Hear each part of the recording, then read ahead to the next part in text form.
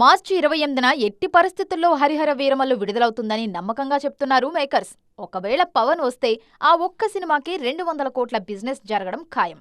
మరోవైపు అదే రోజు నితిన్ రాబిన్హుడ్, ఆ మరుసటి రోజు అంటే మార్చి 29న మ్యాడ్ స్క్వేర్ సినిమాలు రానున్నాయి. ఈ రెండు సినిమాల బిజినెస్ దాదాపు 50 కోట్లకు పైగానే జరుగుతుంది. మార్చి చివరి వారం నుంచే సమ్మర్ సినిమాల సందడి మొదలవుతుంది.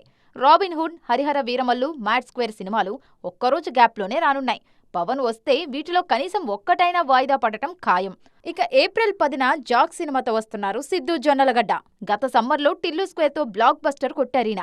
ఏప్రిల్ 18న అనుష్క, క్రిష్ కాంబినేషన్లో వస్తున్న ఘాటి విడుదల కానుంది.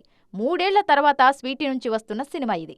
ఇక ఏప్రిల్ 25న మంచు విష్ణు కన్నప్ప విడుదల కానుంది. దీనిపై ముందు ఏ అంచనాలు లేకపోయినా ప్రభాస్, మోహన్ లాల్, అక్షయ్ కుమార్ ఉన్నారు కాబట్టి బాక్సాఫీస్ దగ్గర ప్రభావం చూపించేలా ఉంది. ఒకవేళ పవన్ కళ్యాణ్ వస్తే వెల్ అండ్ గుడ్. ఆయన రాకపోతే మాత్రం ఈ సమ్మర్లో రానున్న ఫస్ట్ పెద్ద సినిమా హిట్ 3. నాని హీరోగా శైలేష్ కొలను తెరకెక్కిస్తున్న ఈ సినిమా మే 1న విడుదల కానుంది. ఈ మధ్య విడుదలైన టీజర్ చూశాక సినిమా రేంజ్ అర్థమైపోతుంది. ఖచ్చితంగా భారీ హిట్పై కన్నేశారు నేచురల్ స్టార్.